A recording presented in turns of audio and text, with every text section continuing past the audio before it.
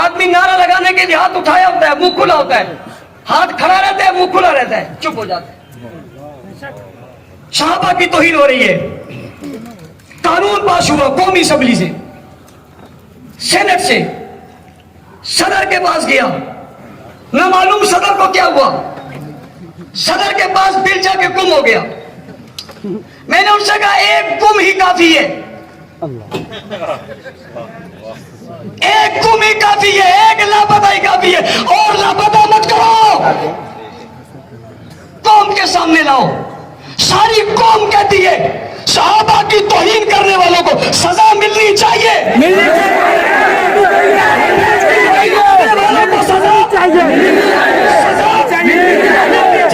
ہم ملک میں قانون چاہتے ہیں، ارباب اقتدار، ریاست کے لوگوں، انتظامیہ کے لوگوں، اداروں کے لوگوں، ہم ملک میں قانون چاہتے ہیں۔ قانون ملک میں ہوتا ہے، جنگل میں نہیں۔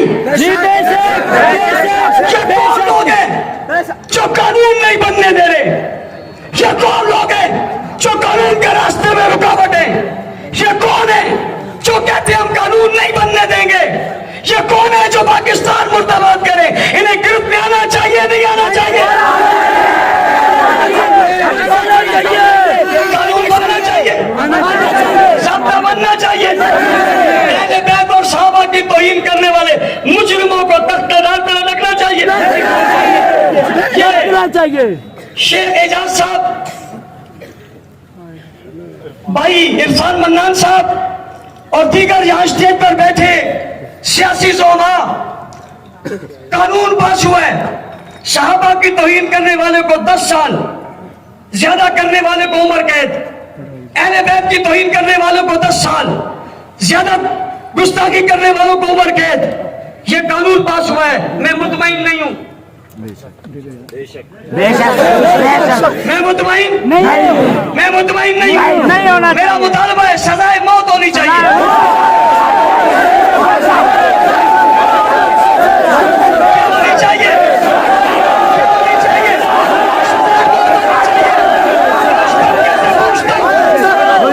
میں اس طبقے سے پوچھتا ہوں ڈرتے کیوں، مرتے کیوں، بھاگتے کیوں، شور کیوں کرتے ہو، شرارت کیوں کرتے ہو؟ دل مدرسے سے تو پاس نہیں ہوا، دل مسجد سے تو پاس نہیں ہوا، دل تو قانون ساز ادارے سے پاس ہوا۔ ڈرتے کیوں؟ میری قرارداد تو نہیں ہے، اسمبلی کا بل ہے، ڈرتے کیوں؟ قانون نیا تو نہیں ہے، ترمیمی ہے، پہلے سے موجود ہے، پہلے سال 3 سال تھی، اب 10 سال ہو گئی، عمر قید ہو گئی۔ میں اہل بیت کا ماننے والا ہوں، میں ان سے کہتا ہوں تم صحابہ کی توہین عمر قید رہنے دو، اہل بیت کی توہین کرنے والوں کو سزائے موت دو۔ کیا دو؟ میں قانون سے بھاگ نہیں رہا، میدان میں کھڑا ہوں، قانون کو خوش آمدید کہہ رہا ہوں، ویلکم کہہ رہا ہوں، آدم سلام مرحبا کہہ رہا ہوں، قانون بنانے والوں کو شاباش دے رہا ہوں۔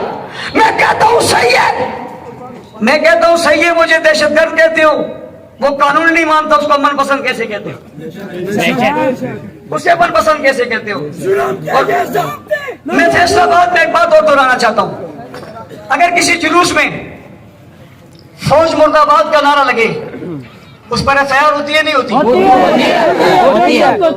کسی جنرل پر کوئی لعنت بھیجے،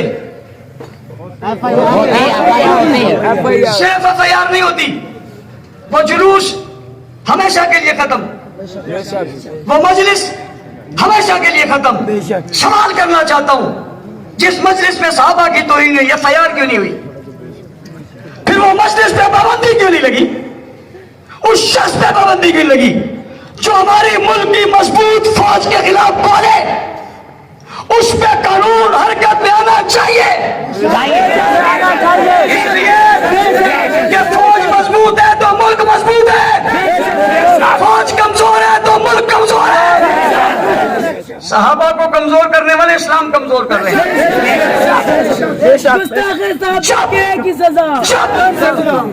جب وہاں پر یہ قانون ہے، اسے پکڑا جاتا ہے. یہ صحابہ کی گستاخی ایک دن کرتے ہیں، دوسری دن ایک موبائل اور مل جاتی ہے. نہیں ہوتا ایسا؟ اس کی سیکورٹی ہے.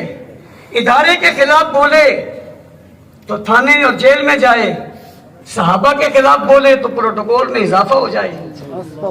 سوال تو ہوتا ہے نا، یہ مسئلہ کیا ہے؟ میرا ساتھی گھر سے باہر نکلے، دوسرے ضلع میں چلے جائے، FIR ہو جائے، وہ گستاخی کر کے نعوذ باللہ لعنت بھیجے، اس سے پیار ہو جائے.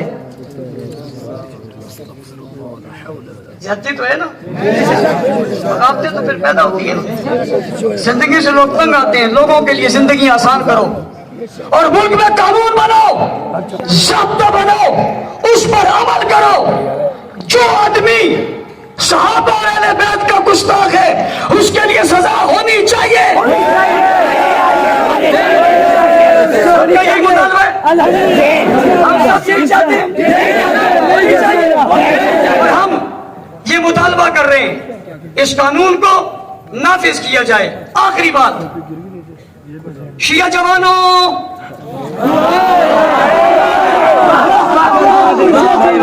تم سے مخاطب ہوں، تمہارے بڑے قانون نہیں مانتے. ان لاقانون لوگوں سے پوچھو، قانون کے مخالف لوگوں سے پوچھو، اہل بیت کی توہین پر قانون بن رہا ہے، تم مخالفت کیوں کر رہے ہو؟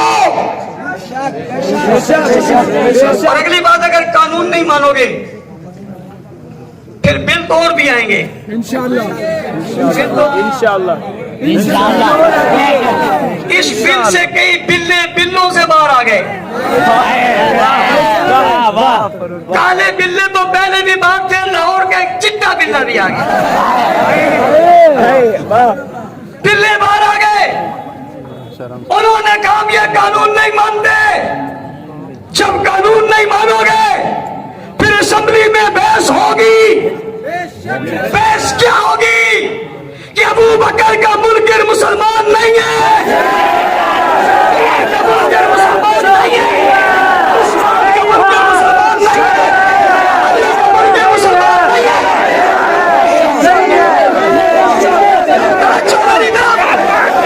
پوچھنا چاہتا ہوں، جب میں نے ہاتھ کھڑا کر دیا آپ کا نعرہ کیوں آ رہا ہے؟ جب میں اشارہ کر دوں پھر تو بات ختم ہوگی. یہ بحث اب چوک پہ نہیں ہوگی، چوراہے اور جلسے میں نہیں ہوگی، یہ اسمبلی میں ہوگی. فیصلے چوکوں پر نہیں ہوتے، فیصلے ایوانوں میں ہوتے ہیں. اس لیے آئندہ الیکشن آنے والے ہیں، آنے والے. پچھلی مرتبہ پنجاب اسمبلی میں بنیاد اسلام بل پیش ہوا تھا، پوری اسمبلی سے متفقہ پاس ہوا. گورنر کے پاس گیا. جب یہ گورنر کے پاس گیا تو ایک طبقے کے 35 لوگوں نے مختلف پارٹیوں میں سے، شیخ صاحب کو پتا ہوگا، جمع ہو گئے اور جمع کر انہوں نے کہا ہم یہ بل نہیں مانتے، ہم صحابہ کو رضی اللہ نہیں مانتے، ہم حضرت امیر معاویہ کو نہیں مانتے، ہم نبی کی 3 بیٹیوں کو نہیں مانتے. انہوں نے انکار کر دیا. اسمبلی کے یہ 32 لوگ مختلف پارٹیوں سے نکل کر اپنے مذہب پر کھڑے ہو کر صحابہ کی عزت کے اس بل کی مخالفت کی ہے. ان نے ووٹ سنیوں سے لیے. اب اسمبلی میں وہی جائے گا جو صحابہ کا غلام ہوگا. اسمبلی میں وہی جائے گا جو صحابہ کا، صحابہ کی عزت کی بات کرے گا، قانون کی بات کرے گا، ضابطے کی بات کرے گا، ناموس کی بات کرے گا، تقدس کی بات کرے گا، حرمت کی بات کرے گا. میرے قائد نے کہا جو صحابہ کا غلام ہے وہ میرا امام ہے. یہ محنت کرو گے. میں پارٹی کے بڑوں سے کہتا ہوں اپنی سیٹیں جتوانی ہے، گستاخ صحابہ کو ٹکٹ مت دینا. اس دفعہ دیوبندی ہو، بریلوی ہو، اہل حدیث ہو، تمام مکاتب فکر نے طے کر لیا ہے گستاخ صحابہ جس روپ میں آئے گا اس کا راستہ روکا جائے گا. محنت کرو گے. کل انشاءاللہ العزیز 6 اکتوبر شہادت مولانا اعظم طارق